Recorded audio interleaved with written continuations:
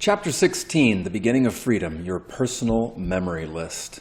We can never obtain peace in the outer world until we make peace with ourselves.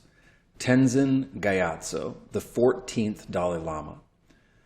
The greatest disease in the West today is not TB or leprosy. It is being unwanted, unloved, and uncared for.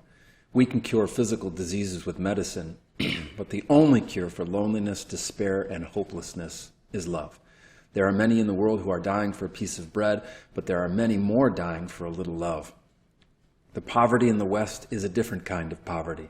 It is not only a poverty of loneliness, but also of spirituality. There's a hunger for love, as there is a hunger for God. Mother Teresa. So far, we have discussed how emotions affect our lives in so many powerful ways. We have looked at applied kinesiology, Chinese medicine, and tapping as tools for helping us to understand our inner landscape. And we have just finished talking about the two primary memories and some auxiliary memories that were the full context of what drove why I was depressed for 11 years. Lastly, I revealed the process of how I let these emotions, thoughts, sensations, and feelings go from my body to be free of the depression that plagued me for 11 years. This chapter was written to help you take the first step towards feeling better, and that begins with making a memory list. You may not be depressed. You may not even have a health problem that you want to work on. You may have resonated with things that you saw in my story that helped shed some light on things to work on in your own story. Your story is different from every story that has ever existed. It is unique. You are unique. No one in the world has the memories and experiences that you've had. But one thing is for certain. We all have things that are affecting us emotionally. How do you dig into your own story? How do you know when and where your emotions took solid root in you for the first time? How do you begin to explore the richness and depth of your own story? Honestly, I never in a million years would have guessed that the memory of getting stung by a bee at the age of 4 held such massive significance for me. It wasn't until I began to dig deep into my own story that I stumbled upon this memory and the significance it held for me. I can't remember where I read about this next fascinating exercise, but upon hearing it, it resonated with me instantly. It was suggested to me that I make a memory list. The instructions were to write out a list of all the most negative memories that I've ever had that I can ever remember. This especially included the memories that happened before the age of 18 back into childhood. After really digging into the memory of getting stung by a bee, seeing the powerful emotions that were locked up in that story, and how it felt to be liberated from those emotions, it dawned on me that every other negative memory I have, could potentially have significance and meaning much as this memory did. Eventually, this theory proved to be true. Nothing in my life has had more value in helping me grow spiritually than processing through all my negative memories. Letting go of what was in each memory and feeling massive instant relief each time was euphoric. If you don't have a map or a plan for spiritual growth and you resonate with this, I highly encourage you to do it. I wrote up my list of negative memories and came up with 110 that I could remember before the age of 18. It took me about 2 hours to make this memory list. In the days, weeks, and months after sitting down to do it, more memories surfaced that I didn't remember when formally writing out this list for the first time. When I remembered other memories, I simply went back and added them to my list. I was surprised that I had so many memories, mostly of things that I had almost forgotten that I experienced. We generally only remember two kinds of memories from our past: positive and negative memories. If you ask me what I had for breakfast 30 years ago on this date exactly, I would have no clue because nothing emotionally significant is a part of that experience for me. If you remember something from the past and it has a negative connotation about it, it is significant. The adult mind likes to diminish the significance of things. You may think that something as insignificant as Johnny stealing your popsicle in the 3rd grade couldn't possibly be worth noting on a list of negative memories. If you remember it, and it's negative, it's significant. You may be thinking that I had a horrible childhood if I have 110 memories on my list, but I actually had a wonderful childhood. I was never physically or sexually abused and always had my basic needs provided for. If we really put our heart into this exercise, we will quickly realize how many things we actually remember from our past.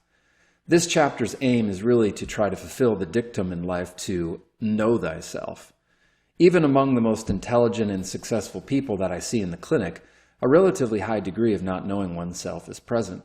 This is true for all of us. What I have observed is that we really don't know ourselves all that well. The ultimate goal of knowing yourself is letting go of that which you are not and allowing that which you are already to shine forth. Our self, with a capital S, is the divinity within each one of us.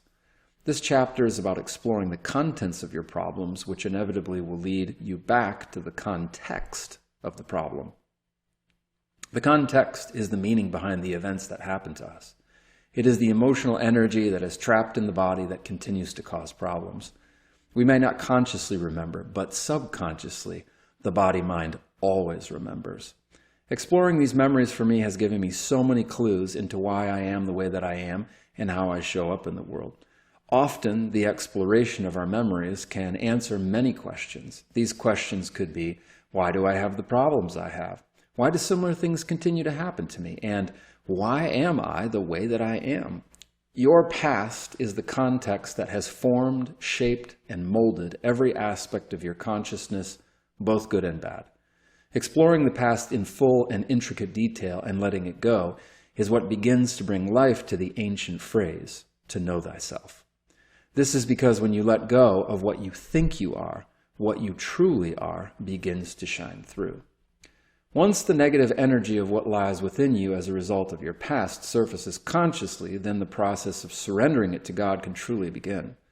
Letting go of your negative emotions as they arise from within you, in your ego, is the path to growth, true spiritual change, and realizing what your ultimate destiny is. The more you let go of the negative, the more the love, joy, and peace of God can radiate from within. Heaven then is allowed to burst forth from within you. This process is not your doing, though. Therefore, you, or your ego, cannot lay claim to making this change. It is activated only by divine grace. When one surrenders, one doesn't do anything. One simply surrenders. Surrender is to stop resisting God by letting go of what has stood in the way, negative emotions, thoughts, and the ego. Experientially, peace is about removing the obstacles that stand in the way of its realization. So how do we do this? What are the next steps? Peace comes from within. Do not seek it without. Siddhartha Gautama, commonly known as the Buddha. Steps to knowing yourself and realizing the peace within. Step 1. Make a list of every negative memory you can remember having at any time in your past, starting with your earliest memories, then working your way up to the present moment. If you don't find at least 50, you are either going at this half-heartedly or you have been living on some other planet. Many people will find hundreds of events, memories, and circumstances that were negative. Write them all down. What has been discovered is that most of the events that have the most meaning and significance for people are the memories that happened when you were young and between the ages of 3 to 8. Even more specifically, the memories from age 3 to 8 seem to be particularly impactful. Once you make your list, you can work with an applied kinesiologist if you wish, and a top 10 list can be made of the memories that had the most impact on you. Or you can simply just start to process through them one by one yourself or with a trained practitioner. I would highly suggest working with someone who can hold sacred, loving space for you as you work through your past. Step 2. While making your list, you may find that some events don't seem to cause you any current discomfort in the present moment. That's okay. List them anyway. The mere fact that you remember them suggests a possible need for resolution. Without really opening yourself to a memory and what it meant to you, you may not feel anything in the present moment about it. Did I get stung by a bee? So what? That's what my adult mind said about this particular event. People go to extensive lengths to suppress and repress memories and their true impact in life. We do this because this is our subconscious way of protecting ourselves. If we don't have the tools or the structure to be able to let something fully come up and deal with it appropriately, we simply just stuff it down. Step 3. Give each specific memory a short title, as though it was a mini-movie, and rate the intensity of the memory from 0 to 10. Also, write down the approximate age of when the memory happened, if you can remember. Once you get done making your list in the coming days and weeks, more memories may surface that you had not previously thought of. This is very common. Simply add those memories to your list upon remembering them. Here are some examples. Dad cursed at me in the kitchen, age 4, intensity 9 out of 10. I stole Mike's Transformer toy, age 5, 10 out of 10. I almost slipped and fell into a deep well, age 6, 8 out of 10. My teacher ridiculed me when I spelled a word wrong, age 6, 9 out of 10. My mom hit me in the arm, age 7, 10 out of 10. Mrs. Williams told me I was stupid, age 8, 10 out of 10. These are just some helpful examples. Step 4. Another idea that is helpful for remembering memories is to work backwards from an emotion. Take the following emotions and ask yourself how you experience them currently or in past events. For example, take fear. List all of the ways you experience fear and the related emotions to the fear family. You may say, I fear blank, and it may be 20 different things. With each fear or emotion related to fear, give it a number of intensity. Think of any memories related to this specific fear. Do this for every emotion listed below. It could be the fear of being worthless, being rejected, of failing, of not being lovable, etc. For example, I am afraid I am not good enough. Memories. Not ever doing my chores to mom's expectations. Age 8, 8 out of 10. Not getting good grades, especially in 5th grade. Age 10, 7 out of 10. Failing to win the 3rd grade long jump competition. Age 8, 8.5 out of 10. Not feeling good enough for Jenny, so she dumped me. Age 13, 8 out of 10. Here are some other major categories of emotion that may evoke different memories you had growing up. Shame. Shame is self-hatred, feeling close to death, your head hung low, banished, cruelty, abuse. List all of the related memories you have when you felt ashamed or shameful in life. Guilt. Guilt is punishment, remorse, self-incrimination, masochism, preoccupation with sin, self-condemnation, cruelty, unworthy, worthless, suicidal. List all of the things you have done to make you feel guilty in life. Apathy. Apathy is discouraged, defeat, impossible, given up, isolated, estranged, withdrawn, desolate, depressed, depleted, pointless, careless, humorless, doomed, useless, negative. Grief. Grief is loneliness, abandonment, nostalgia, melancholy, longing, irretrievable loss, heartbroken, anguish, disappointment, pessimism. Fear. Scared, afraid, panic, stress, anxiety, frightened, shy, tense, overcautious, threatened, trapped, timid, insecure, dread, suspicious, distrustful, fear of loving, fear of dying, fear of rejection, fear of failure, fear of criticism, fear of inadequacy, fear of disapproval, fear of boredom, fear of responsibility, fear of change, fear of losing control, fear of fear, fear of heights, fear of sex, fear of being naked, fear of the loss of security, fear of public speaking. Desire, greed, obsession, hunger, envy, jealousy, exaggeration, selfishness, lust, possessiveness, control, glamorization, insatiability, never satisfied and never enough. Anger. Anger is resentment, unforgiveness, spite, vindictiveness, contempt, wrath, argumentativeness, negativity, aggression, annoyed, agitated, impatience, frustration, rebellion, abusiveness, abrasiveness, smoldering, sullenness, pouting, stubborn, explosive behavior, meanness, revulsion, hatred, revenge, fury, indignation. Pride, overevaluation, denial, playing the martyr, being opinionated, arrogant, boastful, inflated, one-up, haughty, holier than thou, vain, self-centered, complacent, aloof, smug, snobbish, prejudiced, bigoted, pious, contemptuous, selfish, unforgiving, spoiled, rigid, patronizing, judgmental. Use this list of different negative emotions to stir your mind to remember situations from the past that still contain suffering for you.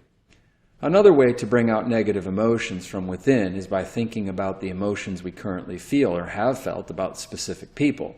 Make a list of the most negative memories you have involving mom, dad, brothers, sisters, grandparents, other relatives, spouses, children, co-workers, etc. Write down any negative emotions that you feel for these people and why you feel those emotions. Many things tend to come out this way. One day I was testing a patient to see how many negative emotions she held towards her abusive father, and the number was 63. She was holding on to 63 negative emotions towards her father that spanned many memories throughout many years. Just simply by thinking of her father at that moment, she rattled off 30 emotions in a matter of minutes. Each of these emotions had a context and various memories from the past that surfaced more easily when thinking about it in this way. Thinking of these emotions helped to bring out much of the pain that she felt towards her father over the years. We were able to process through many of these emotions, and she was able to forgive him and herself for having held on to them. In a similar way, I once tested myself for all the negative emotions I felt towards a woman I had dated. Using AK, I identified 37 negative emotions I felt for her. One day I sat down and processed through each one of these emotions. This took about 4 hours and was exhausting. But afterwards, I felt totally and completely free of this relationship from that moment forward. It felt wonderful. Each one of us has to find his peace from within, and peace to be real must be unaffected by outside circumstances. Mohandas Gandhi. Step 6. Another way to think about possible memories is by progressing through each year of your life and remembering things at specific times. Did anything negative happen to you in 3rd grade, 4th grade, junior year of high school, etc.? Step 7. When you decide to process through a memory for the first time, think of all the emotions that you can remember feeling as a part of that event. Walk through the memory in your mind from start to finish. Think of a memory like watching a movie. Start in the beginning of the memory and stop anywhere in the memory that you remember feeling something. Give each emotion a rating in terms of intensity. When you are watching a movie, you can pause it at any time. When going through a memory, pause and ask yourself if you are feeling something different than what you felt a second or a minute ago in the memory. Perhaps you felt multiple emotions at the same time, or at least it could be perceived that way. When you have identified the way you felt and have released the emotion, continue on. Hit the play button of your memory and pause it again when you arrive at another time in the memory when you think you may be feeling something else. It is also constructive to notice if you felt or feel any unpleasant physical sensations when doing this, because those are very important as well. The body literally holds on to emotions in various parts of the body. People routinely report things like feeling a pressure in the head, pitting in the stomach, shortness of breath in the chest, ringing ears, etc. Let's process through another memory as an example. When I got blamed for sticking out my tongue at the teacher at the age of 4. The intensity of the event was a 9.7 out of 10. Here were the negative emotions. Number 1, forced. Number 2, shameful. Number 3, frightened. And number 4, simmering anger or feeling resentful. If you need to get a list of emotions, consult a dictionary or thesaurus for a better understanding the meaning of an emotion. If you cannot label an emotion, this isn't a problem. You know what the feeling felt like, and this is what is most important. When tapping on a feeling that you don't know how to label, you just tap something like this feeling. For example, even though I feel this feeling, I deeply love and accept myself. You can identify with it and let it go, because even though you may not know how to describe it, you definitely remember what it felt like, and that is the most important thing. Giving the feeling a name or labeling it is ultimately not important, just as long as you know what the emotion meant for you and what it taught you in the memory. Step 8. Give each emotion meaning. Why do you feel the way you did? List all of the reasons or ways you felt the particular emotion. For example, when I got blamed for For example, again, let's go through when I got blamed for sticking out my tongue at the teacher. Number 1, forced, 9 out of 10. I was forced into admitting that I did something I didn't do. I was forced to admit to her side of the story. I was forced to admit this to my parents. I was forced to apologize to her. I was forced into betraying myself. Number 2, shameful. She made me feel like something was wrong with me. This made me feel ashamed in front of my parents because they were disappointed in me and I didn't want to disappoint them. 3, frightened, 10 out of 10. I was scared about how my dad was going to punish me. I was also afraid of how my teacher may hold this against me. And number 4, anger or resentment, 10 out of 10. I was so angry that she blamed this on me. I was so angry because my parents didn't believe me. I resented her for doing this to me. Step 9. Ask yourself what you learned about life, yourself, others, and the world as a result of your experience. What did this teach you about you? What did this teach you about life and the world?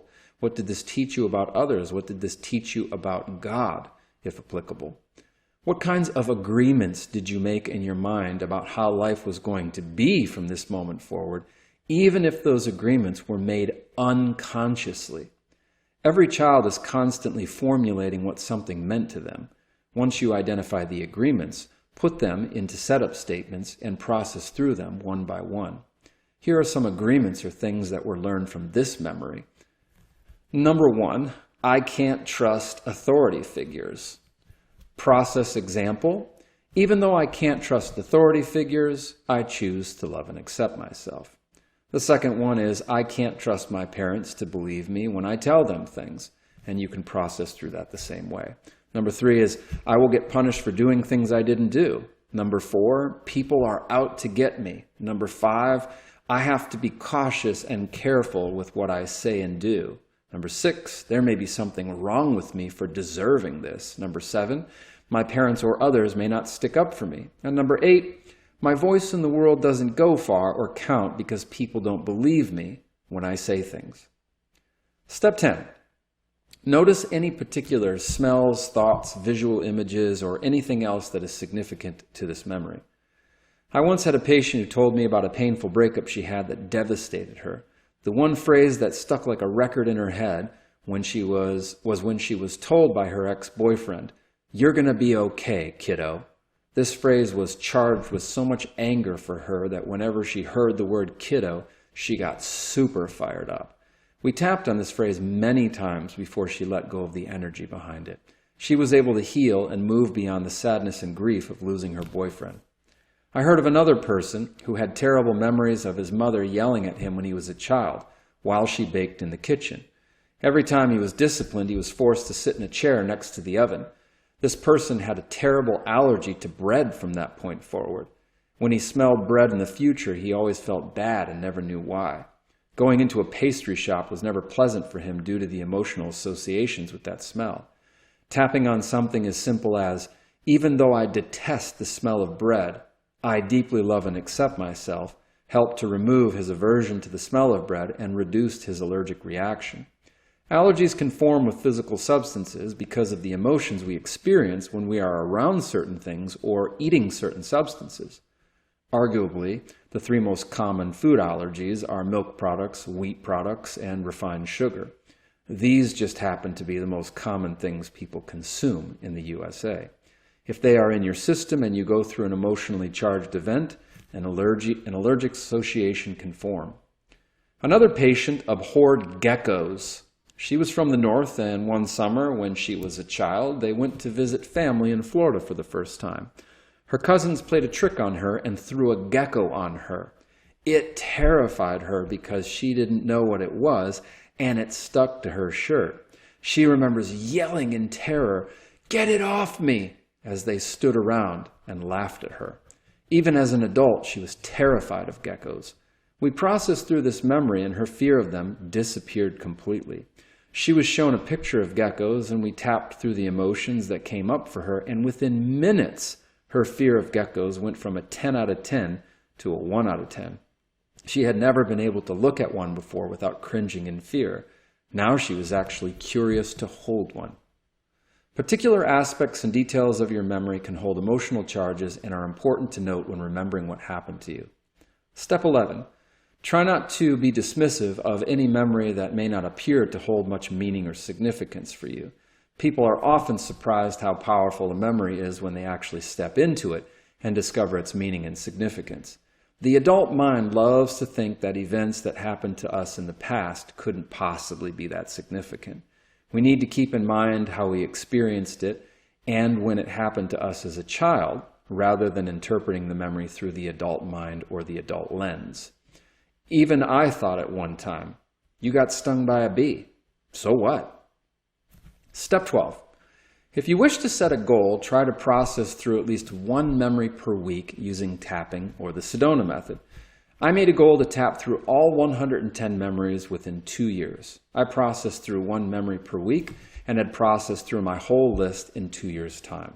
Tap on everything in the memory that has an emotional charge for you until you feel like the emotional charge of the event is down around a 1 out of 10 or below.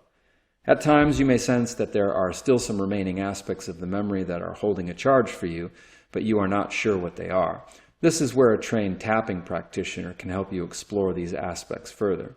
Again, there is no one better than someone else who has been professionally trained to reflect back things to you and help you discover those things in yourself. In the case of the woman who abhorred geckos, there were 4 or 5 reasons why she was terrified. We had to explore all of the aspects of her emotions and use the following phrases as we started tapping. She didn't like the way they looked, so we tapped on, even though I can't stand the way they look, I choose to love and accept myself. She said they were very fast and sneaky. Even though they are fast and sneaky, I choose to love and accept myself. She said that they're always hiding and watching you, even though they're always spying on me, and so on and so forth. Each one of the ways in which she described geckos was an aspect that had energy in it and was tapped on so she could let go of all the negative energy she had towards them. Consciously, she knew that they could never harm her. However, when she saw them, her body was subconsciously replaying the memory she had when she was younger. Momentarily, she became a child again and was struck with fear and panic. Step 13. Once you identify a memory and are immersed in it, begin to process through the memory from start to finish, stopping anywhere where you feel something negative. From the example memory in this chapter, here is how that memory was processed through. A slight variation was made in this memory as to my understanding of tapping that had continued to progress. Even though I was forced into admitting something that I didn't do, I deeply love and accept myself. On the 5th point of the body underneath the eye, instead of repeating the entire phrase, I simply said the word forced, tapped 9 times, and repeated this until I was done with the 9 tapping points on my body. Just using a one-word reminder is the only thing that is needed once you have tapped on this phrase 4 times.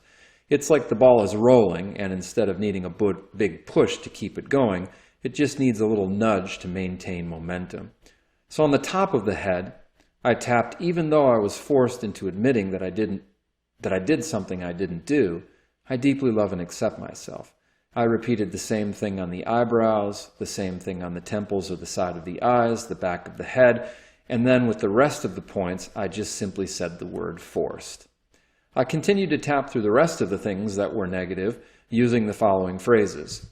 Even though I feel ashamed of disappointing my parents, I deeply love and accept myself. And on the 5th tapping point, I simply repeated the word ashamed from that point forward. Even though I was very afraid of how my dad was going to punish me, I deeply love and accept myself. And then I repeated very afraid.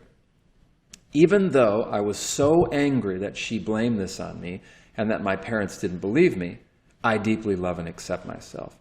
And then after the 5th one, I repeated, so angry. Even though I can't trust authority figures, I deeply love and accept myself. And then I simply repeated, can't trust authority figures after the 5th point. Even though I can't trust my parents to believe me when I tell them things, I deeply love and accept myself. And then I repeated, can't trust my parents. Even though I will get punished for doing things I didn't do, I deeply love and accept myself.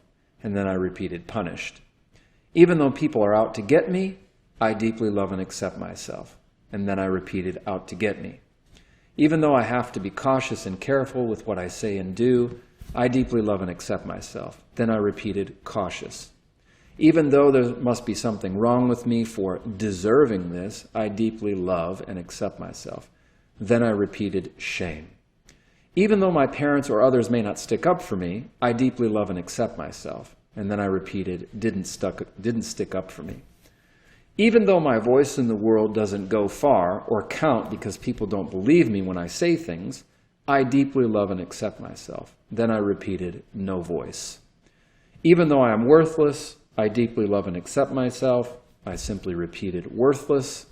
Even though I am unimportant, I deeply love and accept myself.